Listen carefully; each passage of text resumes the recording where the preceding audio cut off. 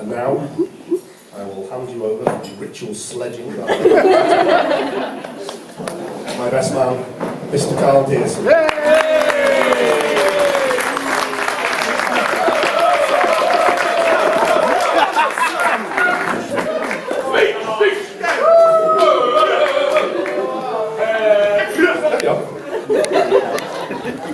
Since the best man wasn't included on the top table, I'm going to walk around some.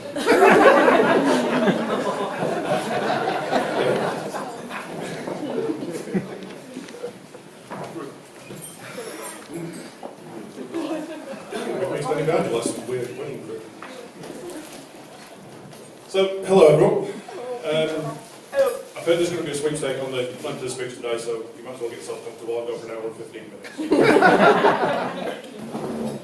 Good afternoon. For those of you who don't know me or haven't bought me a drink yet, my name's Carl. I'm the best man, and I'm drinking the Cumberland Cream. I'm sure you'll all agree that today has been a brilliant day.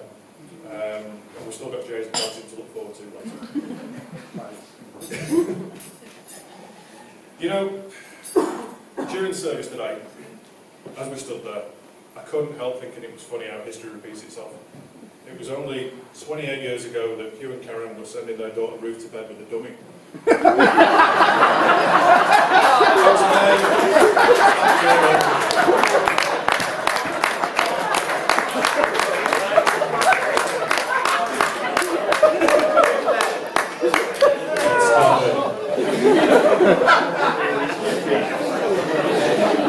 She's got one now.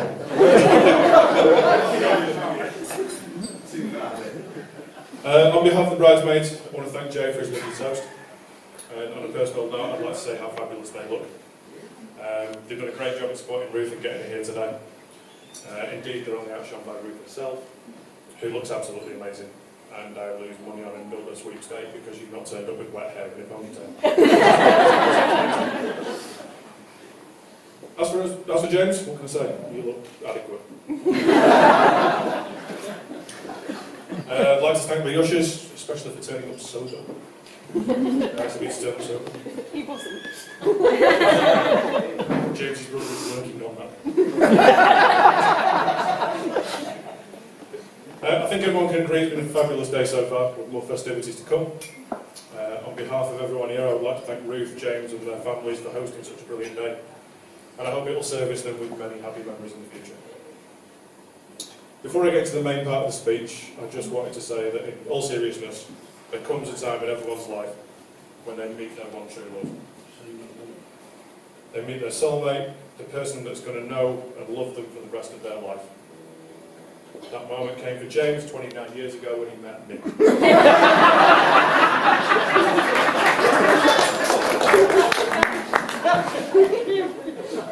So for those of you who don't know, me and James met in 1988. We used to throw discus together at Stanley Park in Blackpool and compete for Blackpool and Lancashire.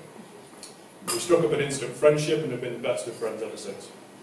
Little did James know, however, that when we met, his future mother-in-law was pregnant with his wife.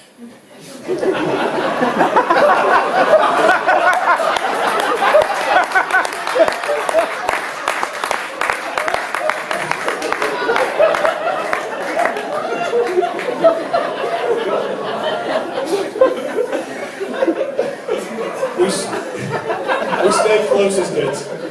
Even whilst James was doing his A-levels at Kirby Grammar, his wife, to be at the same time, was learning a 5 times table. We were inseparable at the time. Many people thought we shared a brain. Even on nights out, we used to go out almost wearing the same outfit, and again, decades later, here we are again. Some things have never changed. After Kirkham Grammar, James went off to university at Birmingham. Then, after a year, they pointed out that he actually needed to be sober and occasionally turn up for classes, and they asked him politely to leave. So at that point, James came unexpectedly back to Blackpool, and I was his carer on nights out yet again for another year, whilst James did A-levels numbers 5, 6 and 7. Then he went off to Leeds, where this time he actually managed to stay the full course. Yes, ladies and gentlemen, here is a man who has the letters BSc after his name. What he doesn't tell people is that stands for Bronze Swimming Certificate.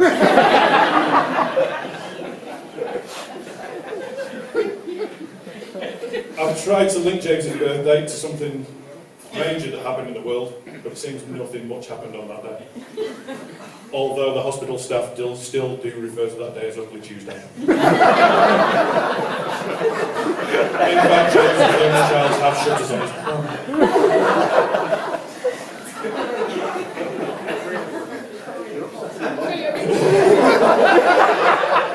That was from you, Mum.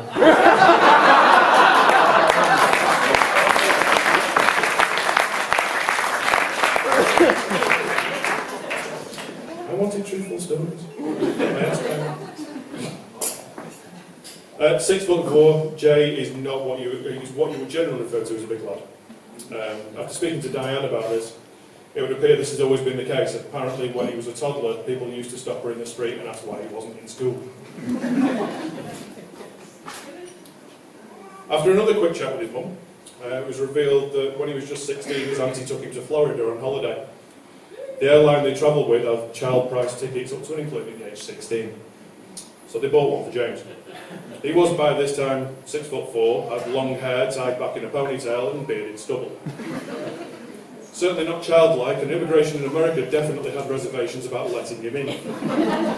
Having to double and triple check his passport so many times, and then looking back at Jay and looking back at the passport and just wondering if they were one and the same person.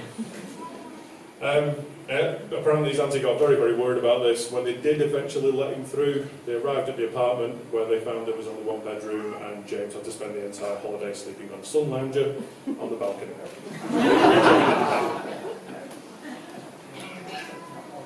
It was a bit of a shock for me when James first asked me to be his best man.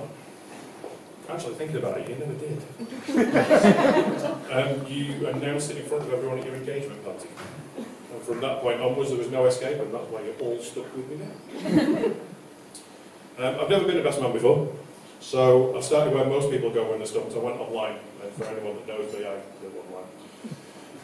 I'd only been on a few minutes, found a brilliant website, full of some seriously good stuff. There were videos, hints, tips, great stuff. After about an hour though, I heard the wife pulling the driveway, so I deleted my browsing history and started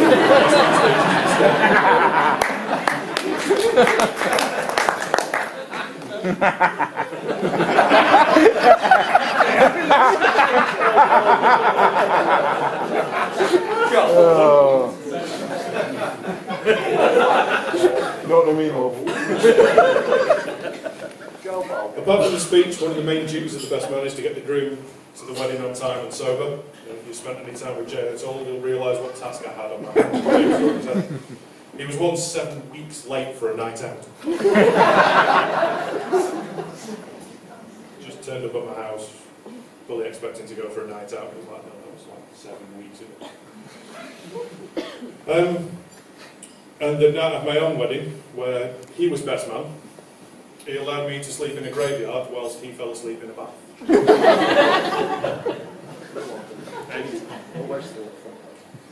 Now, traditionally, I'm supposed to use this opportunity, whilst I'm studying, to recall embarrassing moments to ridicule James. Not quite well so far, but hey ho. I've been put under strict instructions not to mention anything at all, but as my wife will testify, I never do as I'm told. So far James is dressed in a basque and suspenders in Blackpool after being at the Rocky Horror Show. Went into the public toilets on the way home and got propositioned by some random bloke. There was the time me and James both redirected traffic in Polton using stolen diversion signs, so that all the traffic ended up in our mate Paddy's driveway.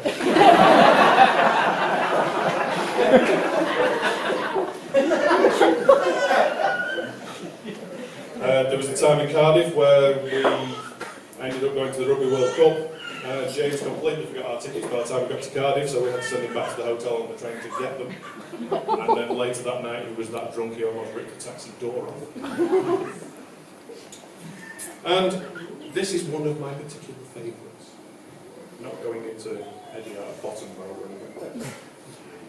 After a party at our mate Dan's house and drinking a lot of homemade punch, and we drank a lot of homemade punch every year at Dan's house, Jay thought it'd be a really good idea to go cow tipping. As Dan lived out in the country, we lived in Blackpool, Dan lived just outside Blackpool, and yeah, there's a countryside everywhere. So, we get to the field, Dan crawls under the electrified fence. James, however, decides that as he's tall and he knows way better than us, that he's going to step over the fence. So as he straddled the fence, and me and Dan heard two loud crack electrical noises, and looked at James and he was cross-eyed. Apparently those two electrical noises were one electrical bolt to each plum.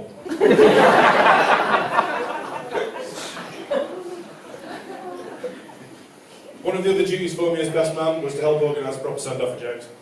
After some discussions with Jay, we decided that we'd spend one day at the races and 4 days of detox and relaxation at the spa resort. Anyway, that was the plan, but things changed. The 2 weekends were quite eventful, and I'd like to thank all of the guys who went, on behalf of myself and James, for making it so memorable. Between us, from what I can remember, the following happened. We managed to hijack a taxi. We overloaded the taxi with someone who had to lie down in a footwell for 20 miles. Someone slept on a bathroom floor. Someone got trapped in their own shower and had to be rescued by Ruth. There was a tantrum in an English sports bar. We broke Nick one night. We spent enough money to sort out Poland's national debt. And we survived for 3 days only eating either a full English breakfast or a kebab. I felt like that anyway. I'd like to tell you more about Stag Do, but Jay's solicitors advise caution into all the charges. I actually decided it might be a good idea to ask a few people at Jay's work what they thought of him. So I spoke to a couple of his work colleagues, and apparently they refer to him as godlike. He's rarely seen, he's holier than thou, and if he ever does any work, it's a bloody miracle.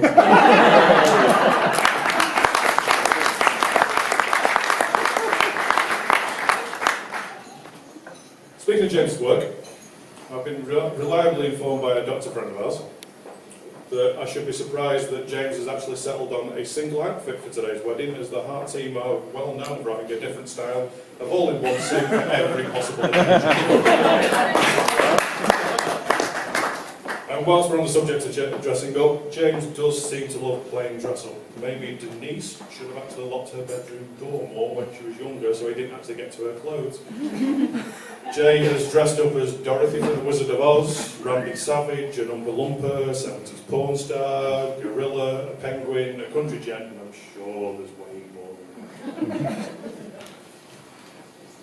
Those of you who know James well will know that he has to be surgically removed from his mobile phone. Somehow that's been managed today, it's in the back of my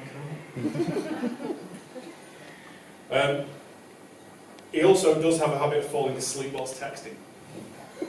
In fact, this glorious day might not have even happened, because when Ruth plucked up the courage to ask James out one night, the daft sod fell asleep whilst texting her and never sent a reply. Speaking of technology, and it's not usual practice for the best man to have a story about the bride, but I've never been one to follow any kind of rules really. If you've ever been on a journey with Ruth and James, you'll know that they need 2 sat-navs, as they don't seem to trust just one. And maybe this is why.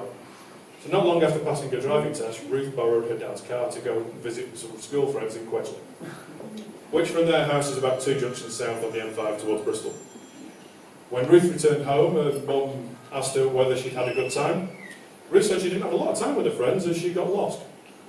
Apparently she'd missed the motorway junction, so had to go to the next one to turn round and come back north. Only somehow she'd managed to rejoin the same motorway going south. She had another attempt at the next junction and the same thing happened. We're still going south. After her mum asked her what she'd actually seen on her little detour, she reckoned that she'd actually got it wrong so many times that Ruth had gone down the M5 to the M44, got onto the M32 and eventually made it onto the other carriageway by going north on the Bristol Ring Road. That's a 52-mile detour. I really hope ambulances have sat.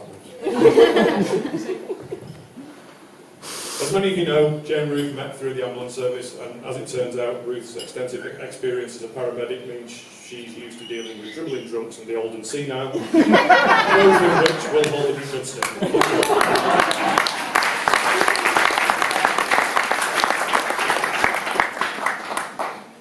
it's customary for the best man to give some words of wisdom to the newlyweds on marriage. Therefore, I've drawn up a few words for you. And it's okay, Cat's vetted them. The best way to remember your anniversary? Forget it once.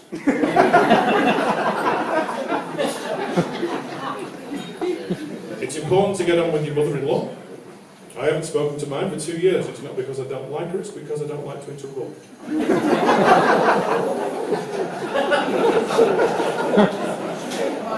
going to stay on this side now, Karen. Don't go to bed on an argument. Fall asleep in the armchair and snore your way through one. And finally, and for this one, I need a bit of audience participation for this one. Don't worry, we're not getting drunk on James's toast again. So I would like all the couples in here today, if you can, to please turn and face each other and stare deeply into each other's eyes, please, if you will.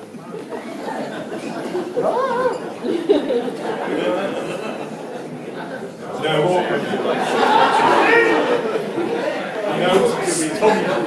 statistically, you're now staring at the person who's most likely to murder you.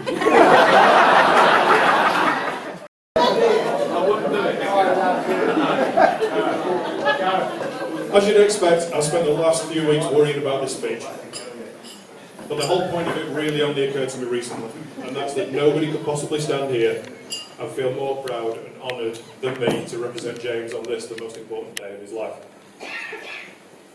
Jay, I cannot thank you enough for giving me the opportunity to be your best friend and for sharing in your special day. You've been a fantastic friend to me over the years, and I'm sure this will continue in the future.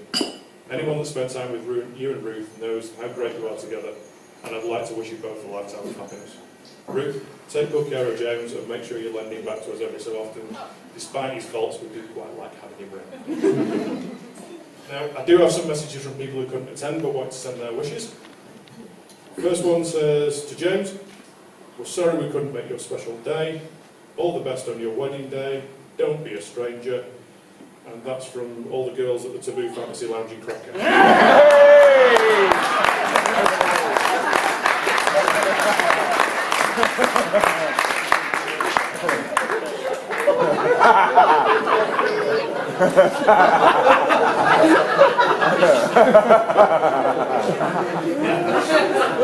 The next one I got, this one was from all the lads at the rugby club. James was useless in every position. All the best to his new wife.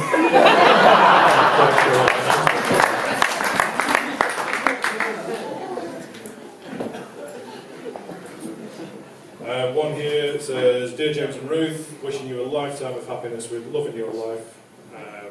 All the best from Denny and Colin.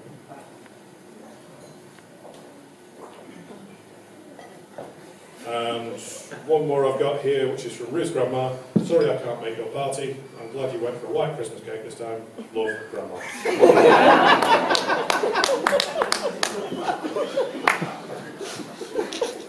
There is a message I have here from one other person who I know would have dearly loved to have been here today. As I'm here today to talk about James, I thought it would have been appropriate to include this message to his son, and it's called A Tribute to My Son. The athlete jogged around the track, loosened his muscles for the attack. Soon it would be his turn to go. He needed to launch a mighty throw. He knew he could win, there was time yet. His first few throws he must forget. He heard the judge call out his name. Now was his chance to go for fame. He wondered what his throw would bring as he took to the discus ring. He spun like a top, the discus flew, but perspiration spoilt his view. He knew he'd given it all he got, then found out he'd thrown the winning shot. He threw his arms up in delight, the cheering crowd a wondrous sight. He remembered the effort that it took to get his name in the winner's book. His parents knew how hard he'd fought to win in this, his chosen sport. He saw his mum wave from the crowd. This would make them feel so proud. Now all the training was worthwhile. He took his tracksuit from the pile. And that was written by James's dad, John Woodson.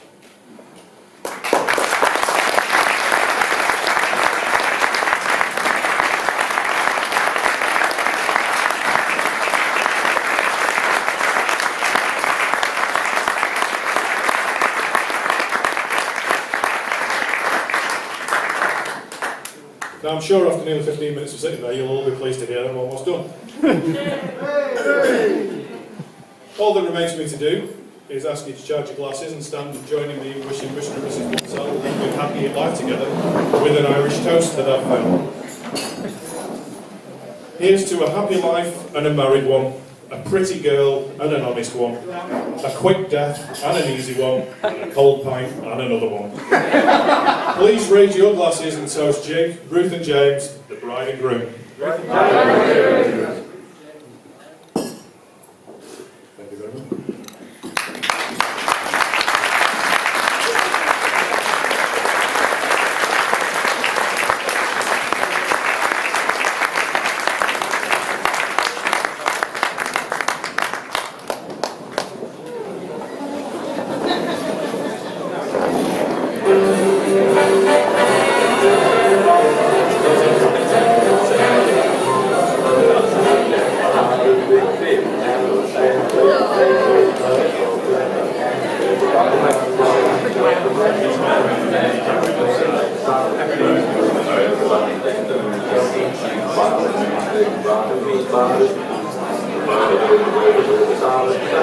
The boogie and